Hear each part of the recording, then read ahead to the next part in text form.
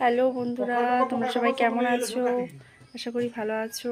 তো আজকেও একটা ছোট্ট ব্লগ নিয়ে চলে আসলাম। সকাল সকাল আমাদের কত বড় বড় মাছ কাটা হচ্ছে তোমরা দেখো। আজ আমাদের এই দুটো মাছ কাটা হচ্ছে। এই মাছটা দাদাদের আর এই মাছটা আমাদের। কোনটা কি মাছ তোমরা কমেন্টে জানাও। এই মাছটা দেখো 2 কিলো 700।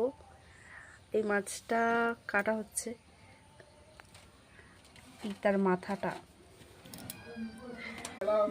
এই দেখো বন্ধুরা, এইটা হচ্ছে আমাদের সেই মাছটা।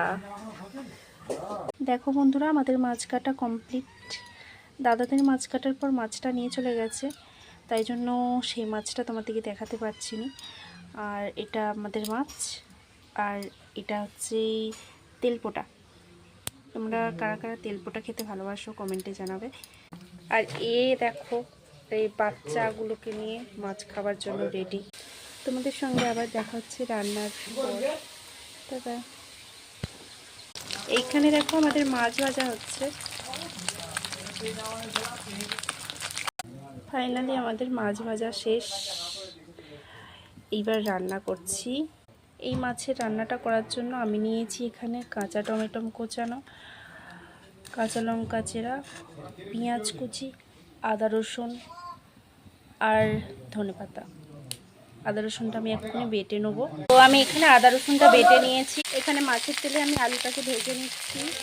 আমি এখানে নিয়ে নিয়েছি কাঁচা লঙ্কা চেরা আর পেঁয়াজ কুচি। এটা আমি আদা রসুন দিয়ে ভাজা ভাজা করে নেব। আমি এখন মশলাটাকে কষিয়ে নিচ্ছি, দেখো সব কিছু উপকরণ দিয়ে। তো এখন মশলা দিয়ে তেল ছেড়ে দিয়েছে। এইবার আমি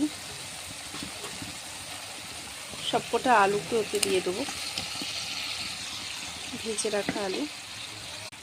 তারপর আমি কিছুক্ষণ কষিয়ে নেব আলুটাকে।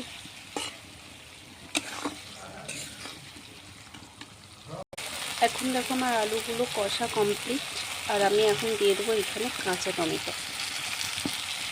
এই কাঁচা টমেটোগুলোকেও আমি খুব ভালো করে কষিয়ে নেব আলুর সাথে। এখন দেখো টমেটো গায়ের কালার আলাদা হয়ে গেছে, তখন ভাবতে কষা হয়ে গেছে। আমি এখন এখানে পরিমাণ মতন জল দিয়ে দিচ্ছি। এতে আমি মাছ দিয়ে দিয়েছি, তারপর দিয়ে দেবো ধনেপাতা। এবার এর মধ্যে কিছুটা ধনেপাতা দিয়ে আমাদের রেডি হয়ে গেল টকঝাল কাতলা। এই ভিডিওটা আমি এখানেই শেষ করলাম। আবার নেক্সট ভিডিওতে দেখা হচ্ছে। ততক্ষণ তোমরা সুস্থ থেকো, ভালো থেকো, টাটা।